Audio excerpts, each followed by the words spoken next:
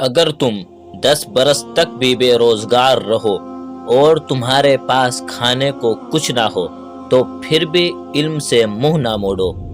زہر دکانوں پر نقلی اور زبانوں پر اصلی ملتا ہے۔ جو حد سے زیادہ پیار کرتا ہے وہ حد سے زیادہ نفرت بھی کر سکتا ہے، کیونکہ شیشہ جب ٹوٹتا ہے تو وہ خطرناک خنجر بن جاتا ہے۔ زیادہ کی ہوس حاصل شدہ کا لطف نہیں لینے دیتی۔ انسان کی عقل صرف اتنی ہے کہ اسے جانور کہا جائے تو ناراض ہو جاتا ہے اور شیر کہا جائے تو خوش ہو جاتا ہے۔ بہترین وقت وہ ہے جس میں بدترین لوگ سامنے آ جائے۔ پتھر میں ایک نقص ہے کہ وہ کبھی پگھلتا نہیں، لیکن پتھر میں ایک خوبی یہ بھی ہے کہ وہ کبھی بدلتا نہیں۔ خوش فہمیوں کے سلسلے اتنے دراز ہے کہ ہر اینٹ سوچتی ہے کہ دیوار مجھ سے ہے۔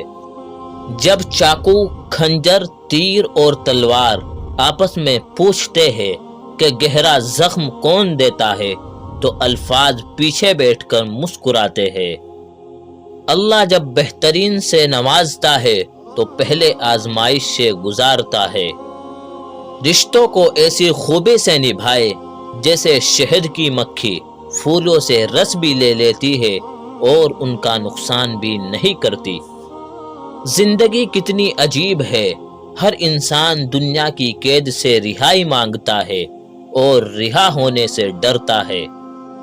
حسد دراصل خود اعتمادی کی کمی کا نام ہے۔ زخم چھپانے کا ہنر سیکھو، ورنہ یہاں ہر دوسرا انسان ہاتھ میں نمک لیے پھرتا ہے۔ انسان سب کچھ بھول سکتا ہے سوائے ان لمحوں کے جب اسے اپنوں کی ضرورت تھی اور وہ دستیاب نہ تھے۔ دستک کا تسلسل مانگنے والے کی شدت کو ظاہر کرتا ہے۔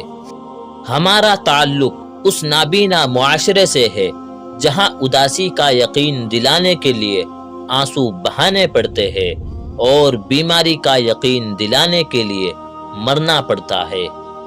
فقیر کی بھوک صرف اس کی جان کھا لیتی ہے، جبکہ سلطان کی بھوک ملک و ملت کھا جاتی ہے۔ دوستو، اگر آپ کو یہ ویڈیو پسند آئی ہو تو اس کو لائک کریں اور ہمارے چینل کو سبسکرائب ضرور کریں۔